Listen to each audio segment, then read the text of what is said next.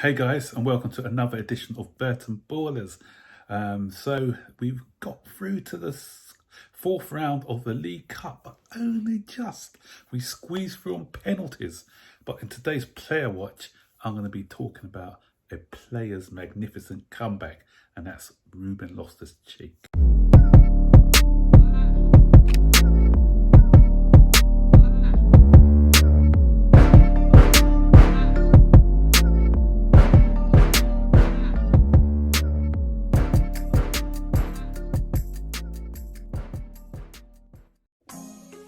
So guys, we made hard work of it.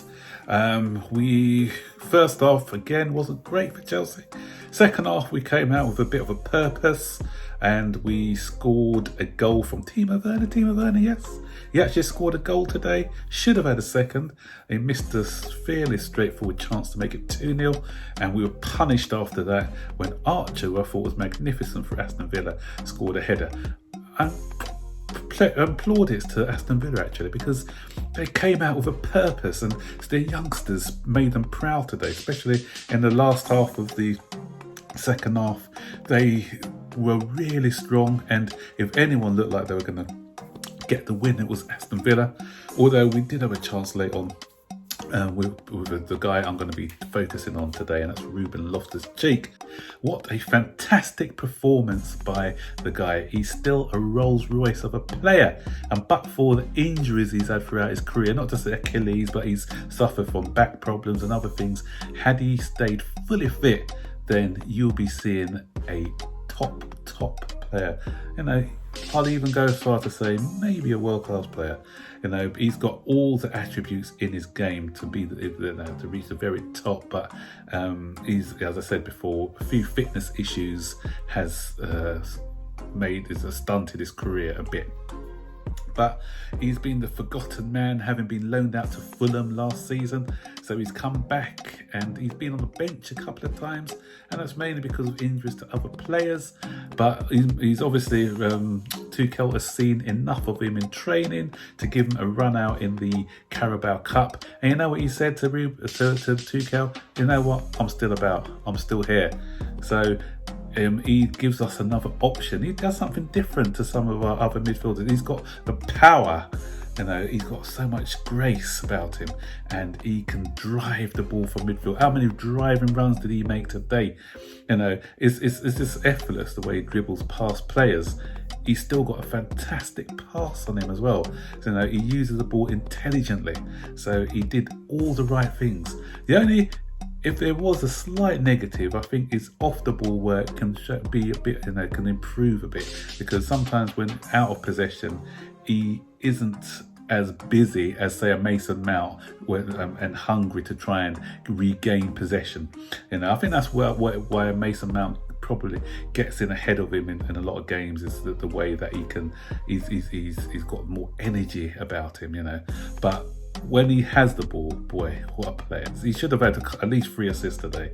He was robbed of some assists, the driving run, and was it Werner he passed to, who knocked it wide, and a couple of other, was it Ziyech as well? The ball he played to Ziyech, don't know what Ziyech was doing. Another disappointing outing for him, in my opinion, where he just didn't make contact with the ball and it trickled right into the goalkeeper's hand. And it was unfortunate that Ruben Loftus-Cheek couldn't cap the game, cap a fine performance with a winning goal. He had that header right at the end where the Konza, was it, or Hauser, or one of the defenders, headed it away off the line. But that's another thing he gives us as well, that aerial presence up front. So I would love to see Tuchel have more faith in him in playing in certain games. I'd even like to see him in Mason Mount's position sometimes, further out the pit field, and where he's kind of driving with the ball. And I wouldn't put him in a 6, more of an 8 position, or one of the cup 2 behind Lukaku. I think he can excel in that role. He gives us more purpose than, say, as Ziyech would. And so I just hope that he goes from strength to strength. I hope he can stay injury free, and if he can, then because he gives us goals as well. Obviously he didn't score today, but when we saw him from his excellent spell under Sarri, we saw what the impact he can make with goals and assists. So he gets a thumbs up from me. And I'm also going to touch on a couple of other players as well, because this was a kind of an audition for the fringe players to see whether they can make it into the first team eventually.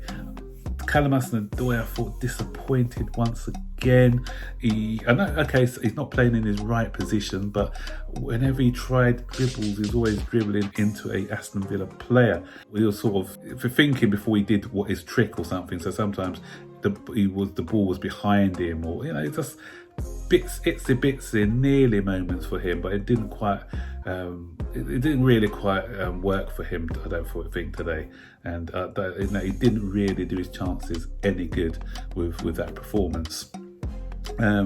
Again, Saul, I'm going to give Saul the benefit of the doubt. I will for a few games, because he's still struggling. The pace of the game is a bit too much for him, so he needs to find his rhythm in the English league. And Ziyech, again, for me, I don't think he's suited to the hustle and bustle of the English league, the faster pace. He always, to me, seems like he needs that extra bit of time on the ball. Even that ball that Loftus played to him, he just thought he had a bit more time than he did, and he was sort of rushed into a shot. And it's happened a couple of occasions where he just needs that extra time. I think he'll excel in when he played in the German league, he'll excel in the Italian league, but in this English league, I just don't feel that he's got the necessary abilities to play in this particular league. Chilwell did okay in bits, although he missed a penalty in the shootout.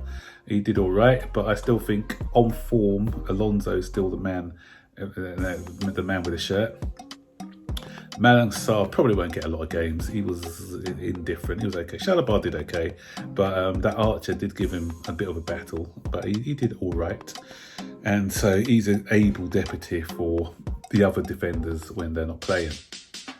So yeah, Werner obviously scored a goal, but for me, he should have scored that second as well.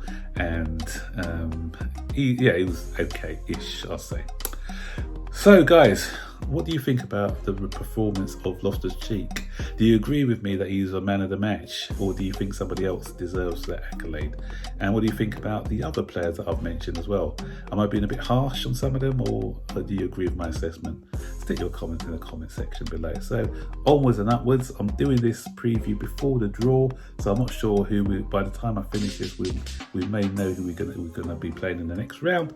So I will see you guys on the next video. Take care for now. Enjoy the rest of your evening. Goodbye.